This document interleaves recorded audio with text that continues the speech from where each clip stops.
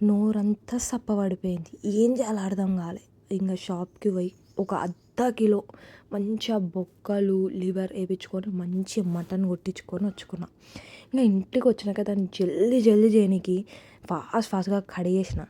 కడుగుడు నేను ఎట్లా కడుగుతా అంటే జర్రంత ఉప్పు, జర్రంత పసుపేసి కడుగుతా. ఇంకోటి ఏందంటే పసుపు అవన్నీ వేసి కడిగితే మనకి నీసు వాసన పోతే ఏందంటే దాని మీద పసుపు ఇట్లా చిక్న ఉంటుంది కదా, దానికి అంతా క్లియర్‌గా కనిపిస్తది.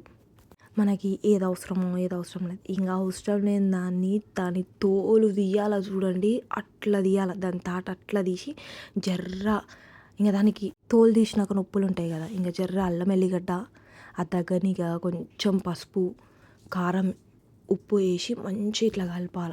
అరే బుజ్జి నీకేం కాదని కలిపినాక మూత మూసి చల్లగా బతుకు కొంతసేపు అని డీప్ ఫ్రిడ్జ్లో పెట్టాలి. డీప్ ఫ్రిడ్జ్లో పెట్టినాక మనం ఆనియన్స్, టొమాటోస్, పచ్చిమిరపకాయ, ఒక చిన్న లెమన్ తీసుకోవాలి. ఇంకా పొయ్యి వెలిగించి కటోర పెట్టాలి. కటోర పెట్టి దాంట్లో జర్రంత నూనె పోయాల. ఈ నూనె ఎందుకు తెలుసా, అవి వేయించడానికి. తాలింపుకి అవన్నీ వేసి పట్టా, ఇలాచి, లవంగా అవన్నీ వేసి ఉల్లిగడ్డలు కోసి టమాటాలు కడిగి మంచిగా కోసి దాంట్లో వేయాలి. ఏంది ఇట్లా వేస్తుంది, కూరలో కూడా ఇట్లా తింటాడా? కాదండి, ఇవన్నీ నేను ఫ్రై అయినాక మిక్సీ పట్టడానికి. ఇవన్నీ ఇంకా మిక్సీ జార్లో వేసి అదే కటోరీ, మళ్ళీ కటోరీ వేరేది మార్చే అవసరం లేదు. అదే కటోరీలో ఇంకా కొన్ని నూనె పోసుకోండి, కొంచెం వేసుకొని తాలింపు గింజలు వేసుకోండి.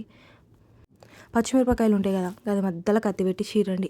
మంచిగా ఒక 4-5 పచ్చిమిరపకాయలు మంచిగా మధ్యలో కత్తి పెట్టి చీరినాక జర్రసేపు కలపండి.